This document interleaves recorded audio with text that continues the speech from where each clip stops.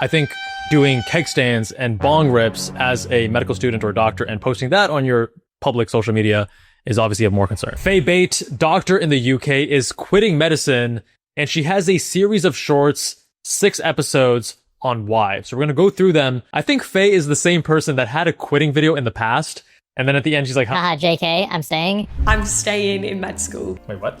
I'm staying in med school.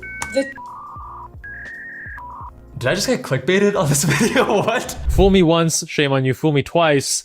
Hopefully I don't get fooled again. Why I'm quitting being a doctor. Last week got pretty intense, and honestly I really struggled with all the negative opinions being thrown my way. But I do have some explaining to do, so let's start at the beginning. Episode 1 of working out what on earth I want to do with my entire life. And it starts with one of my friends shouting at me, "Oh my god, your mum taught me about boners." Not exactly what any 11-year-old wants to hear. Basically my mum was the real life Gillian Anderson from sex ed because she was the local school nurse. She did all the talks about puberty and periods in school, which some of my friends attended, and they would tell me about a few of her signature trademarks, saying it's all natural in her thick Irish accent. Sorry, that was really bad. Allowing scheduled giggle time. Her mom sounds pretty cool. During the lessons. But most importantly, she was the only school nurse who didn't split up the boys and girls because she knew the importance of boys learning about periods and the girls understanding what was going on with the boys too. Yeah, I definitely agree with that. I respect that. Contrary to what you may think, this didn't mean me and my mum had this relationship where I told her absolutely everything. I knew I could go to her if I needed to, and most importantly, I was well educated. This meant I kind of accidentally did turn into Otis from sex ed in real life. Don't know who that is. Probably a UK reference.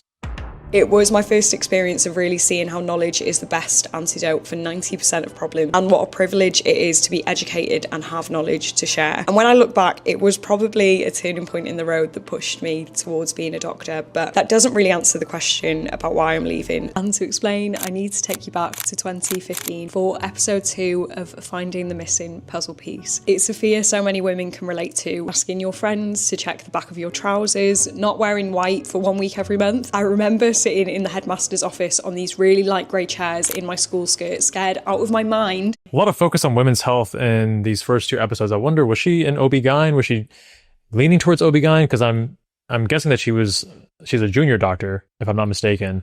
And remember, in the UK, they do essentially their MS4 intern year is combined with their junior doctor years, and then they choose a specialty after that, which is essentially our PGY2. Although here in the US, certain residencies, like when I was in plastics, I did 3 months of plastic surgery in my intern year, which would be during their equivalent junior doctor year. It's not a perfect one-to-one, but just to add some more context there for you guys. I was going to bleed through my tights and leave a whopping red stain. But here I was, sitting opposite a woman whose reality it was to bleed through everything, every hour, on the hour for 7 days a month. She was told really there weren't many options left to fix it. I was 17 and it was my first ever work experience in a hospital, in a gynecology clinic. And it was the first time I really realised, wait, we really haven't got this women's health thing figured out. And we were just expecting these women to try and hold down a full-time job, even though their pain was completely out of control and she was smashing through a box of super tampons every day. But that doesn't really answer the question about why I'm leaving my job as a doctor, so maybe we'll get there in episode 3. I hate it when it's bedtime and my favourite Netflix series ends on a cliffhanger with none of my burning questions answered, so I get the frustration that I haven't explained why I'm quitting being a doctor. But guys, we're on episode 3, chill, I promise we'll get there. I'm starting to notice a pattern here with her videos, both the first reaction video that we did and these. We're now on episode 3. Let's see if we're starting to get to the meat of it. There's 6 episodes in total. I really want to do these stories justice, and today I want to tell you about a 12-year-old girl who died. After not getting my grades to get into medical school at 18, I took a gap year, classic, and spent 3 months in Zambia volunteering in a mother and baby clinic and teaching sex ed in a local school. I was in a very rural school locally, and the school only took girls up to 12, so if they wanted to continue their education, they had to move to the city, and away from the watchful eyes of their parents, many girls became victims of abuse. This really hit home when we found out about a 12-year-old girl in the next village along who had died in childbirth. I felt so guilty because in my last year of secondary school, I had completely disengaged. I had been told I would never get to medical school and I didn't really see the point of trying anymore. In that moment, I realised how much I'd wasted a free education. I didn't go to a fancy school, but it was a school I could walk to in 15 minutes. And from that point, I promised I would never take the privilege of an education for granted ever again, and I would make sure I made it to medical school. But that doesn't really answer the question about why I'm quitting. So maybe, but unlikely, we'll get there in episode 4. Maybe, but unlikely. Yeah, almost certainly not. I do notice this theme, though, of focusing on how grateful she is for education, which I agree with. Many of us in modern Western societies tend to take that for granted because in a lot of these Western societies, it's the norm, right? And we're so lucky to just be born in these areas versus being born in Zambia, as an example, where education would not be as readily available. Being a female doctor would be significantly harder, right? Being a male doctor would also be significantly harder. Ever wonder what it's like for one of your lecturers to email you a screenshot of you in a bikini? Whoa, there is a story there, I'm sure. That is inappropriate. Well, I never thought I'd share this, but it's a pretty huge reason why I'm quitting being a doctor. As a doctor, you're witnessing the hardest days of people's lives, and that emotional toll is completely unavoidable part of the job. And keep in mind that that emotional toll is going to vary based on the specialty. I remember during my neurosurgery rotations in med school, I was surprised by how heavy and how poor the outcomes were. I mean, of course, it's brain surgery, brain and spine surgery. So, of course, the outcomes aren't going to be great because think about who actually needs brain and spine surgery. But I understood for myself that giving really devastating news to patients and their families on a regular basis does impact my mood significantly. Whereas there are other specialties where you're not going to have to give that level of bad news as regularly. So just keep that in mind when you're choosing a specialty. Not all specialties have the same frequency of challenging outcomes, and therefore the difficult news being shared with patients would also not be as frequent.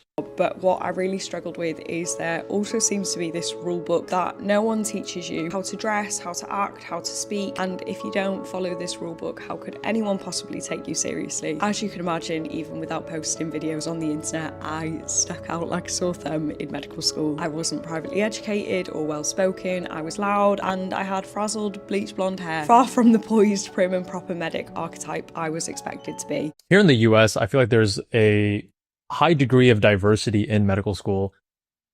So this whole like privately educated, I'm not sure if that's unique to the UK as a whole, or maybe just her experiences, or maybe her specific schools. But I do know in the UK, even something as subtle as your accent tells a lot about your upbringing growing up, what your social standing was. And in the US, the impression that at least I get is that there is a greater degree of social mobility compared to places like the UK. Yeah, the whole like privately educated, being prim and proper, definitely not an expectation in the US. Add social media into the mix, and to be completely honest with you, I was asking for trouble. What I didn't expect was just how personal it got, and by the end, how little of the fire in my belly I had left. By the time I saw the picture of me in a bikini in an email that definitely was not meant for me. To be candid, this wasn't the first time, and there was a lot more that happened over my last 3 years of medical school that meant I'd completely fallen out of love with a career I'd dreamed of. They were easily the darkest periods of my life so far, and I came to the decision I wasn't cut out to be a doctor, but I would get my degree and find a career path that didn't feel like trying to make a round peg fit in a square hole. But by now you may know that that did not happen, and in episode 5 I'll tell you why. It sounds like she wanted to finish getting her degree, her MBBS in the UK,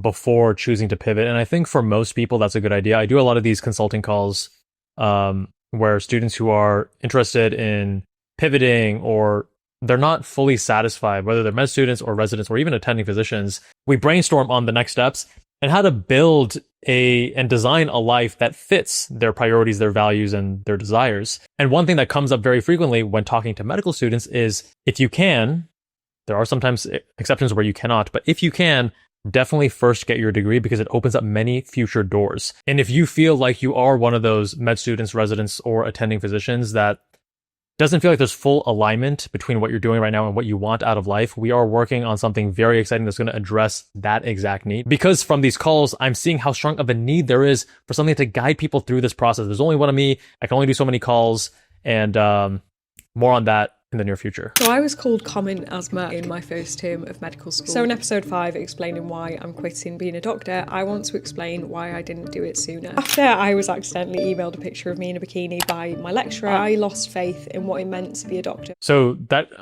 when I first heard that, it sounds very creepy, but it sounds like maybe based on the additional context, it was more of some disapproval of how dare she be posting photos of her in a bikini online when she's supposed to be this professional, prim and proper doctor, which is unfortunate in this day and age with social media being so normalized, and certain industries and certain professions also being far less tolerant of what you do on your social media. And I get both sides. I understand why you need to not go too far off the deep end, but I don't know. I also feel like going swimming is not the most unprofessional thing. I think doing keg stands and bong rips as a medical student or doctor and posting that on your public social media is obviously of more concern. Because of the people who were modelling what that meant. But I would never forgive myself if I didn't at least try it for a year, then quit. But the biggest plot twist of all happened when I started to work. I loved being a doctor, working with patients, my colleagues, my bosses, even the on-call shift. That's interesting because normally in medical school in the US, it's 4 years here, 4 years college plus 4 years med school, versus in the UK is just 6 years right after high school. So it's 8 years here total to go from high school to graduating with your MD, whereas it's 6 years there going from graduating high school to getting your MBBS. And in the US model, the first 2 years are your preclinical years, which is primarily focused, not exclusively, but 90+% focused on learning in various classroom settings and simulations. Whereas in your clinical years, years 3 and 4, that's where it reverses. And now 90% of the time you're going to be spending in the hospital, small subset you'll be spending in group lectures and classes and such. And usually for most students, you'll find that they enjoy the clinical years more than the preclinical years, because the preclinical years feels like college studying turned up to 10, because you're learning a much higher volume of information in a short period of time. Whereas the clinical years, you're now at least interacting with patients, working with a team, writing notes, sometimes placing orders. And that's when you start feeling more like an actual doctor, because you're doing many of those doctor things. So I would assume that in year 6, before they graduate, they would still have some of that level of rotating and, the clinical wards and such, and probably even before that, maybe year 5 and such. But I'm not an expert in the UK training system. But there's a harsh reality I don't think many people know. Thousands of doctors are facing unemployment in August, which I know makes zero sense considering how long waiting lists are. So it's actually primarily GPs, that's general practitioners, and which is unfortunate because you have the greatest need, usually primary care. And this arises from financial constraints within GP practices, limiting them from hiring new GPs. If you guys want a video covering this in more detail, let me know with a comment down below. I'm just not sure how big our UK viewership is and whether it makes sense for us to make a video on that. And doctors that do get offered a job are often expected to uproot their life to work at the other end of the country, miles away from their support networks. Yeah, that's pretty normal in the US as well. There's the match system. So, I mean, I'm just looking at my own friend network and such from college and even high school, and where people ended up going all across the country for medical school and then residency. And now as attendings, a substantial portion have come back to where we grew up, but a lot of them are also now in completely different parts of the country.